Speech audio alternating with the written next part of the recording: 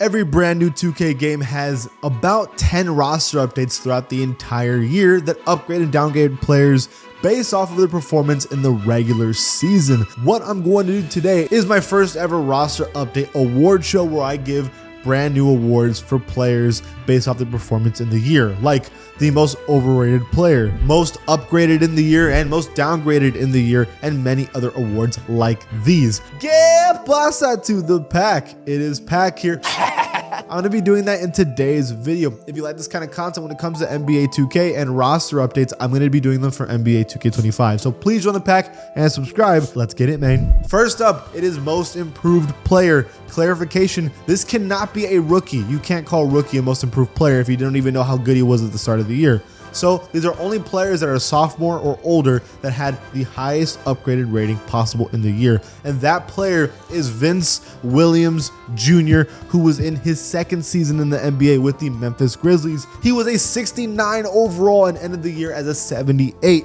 The Grizzlies had a lot of guys have massive upgrades when you had guys like John Morant, Jaren Jackson Jr., Desmond Bane, Marcus Smart all injured throughout the year. So the Grizzlies really needed to get in their bag of players to see who was good and who was bad. Vince Williams Jr. has risen to the occasion and had a pretty good year despite all of the issues the Grizzlies had. +9 for the dude is massive. I will give you one honorable mention, and that is Anthony Edwards ended up with a +7 for the year from an 88 to a 95, who got a massive +4 at the end of the year during the playoffs. But Vince Williams Jr. gets it. Now let's talk about the opposite. Who was the player that actually went down the worst? There's two answers that are tied. First answer is Spencer Dinwiddie, all the way back here, -6 for the year. Spencer Dinwiddie was just a couple years ago the most upgraded player of all time with a +11 for the whole year when he was on the Nets. And now getting a -6 on the Lakers, he goes from important role player, 81 overall as an important role player, to a bench sitter at a 75 overall is brutal for Spencer Dinwiddie. It hurts my soul, but he has been that bad. The other player that is tied with him is Chris Paul, -6 for the year from an 85 to a 79 overall. Honestly, Chris Paul should go even lower than that. He has been horrendous and injured all year. It might be time to retire for Chris Paul. That's how bad of a year he just had. The next award is going to go to Comeback Player of the Year. This is a player that's had a high rating, then he went down for a couple years, and this year he came back up. That player is Colin Sexton, who is the most highest upgraded player for a comeback with a +5 for the year. He was a 78, now he's an 83. Colin Sexton was a great player on the Cavs, who actually had a little bit of time there where he was averaging 24 points per game. I feel like people forget that he averaged that many points.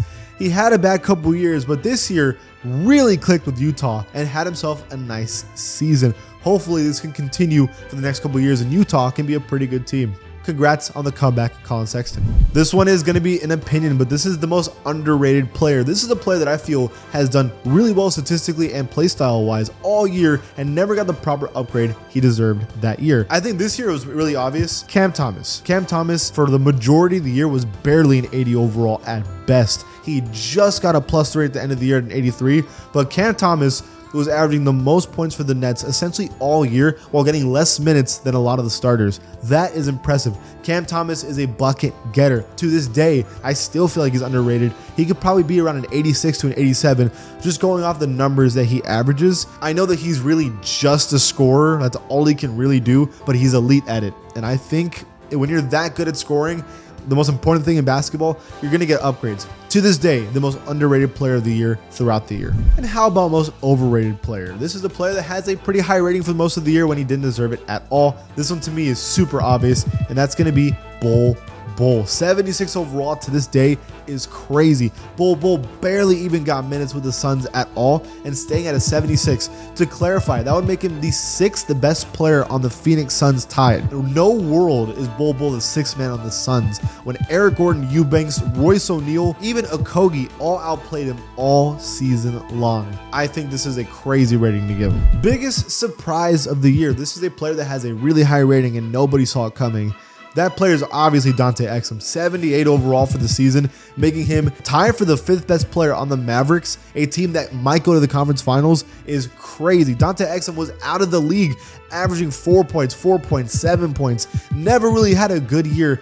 now to be one of the most important pieces on the Dallas Mavericks. No one saw this one coming. Up next, we have most surprising rookie. What this is a rookie that had a rating and then ended up with a much higher rating. So who had the highest upgrades out of all rookies throughout the year? Some of you might think it's going to be Wembanyama or Chet Holmgren. It's not. It's actually G.G. Jackson, the 19-year-old who had a plus 11 for the year. That's the difference between being a guy that nobody thinks can even make it into the league to a really good player. That's a huge difference, and he's only 19 years old. He had himself a nice season. Again, similar to Vince Williams, he is being helped by the situation with Memphis, but it's still super impressive for him. He doesn't even have a face scan. He probably wins the award for highest rated player with no face scan this year. He won that one too.